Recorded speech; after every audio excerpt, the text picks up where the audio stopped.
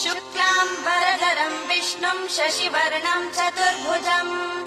प्रसन्नवदनम् ध्यायेत् सर्वविघ्नोपशान्तये व्यासम् वसिष्ठनप्तारम् शक्तेः पौत्रमकल्मषम् पराशरात्मजम् वन्दे शुकतातम् तपोनिधिम्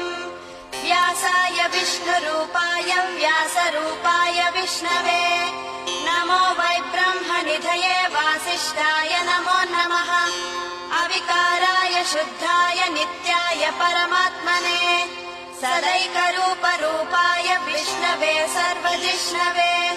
यस्य स्मरणमात्रेण जन्म संसारबन्धनात् विमुच्यते नमस्तस्मै विष्णवे प्रभविष्णवे ॐ नमो विष्णवे प्रभविष्णवे श्रीवैशम्पायन उवाच श्रुत्वा धर्मानशेषेण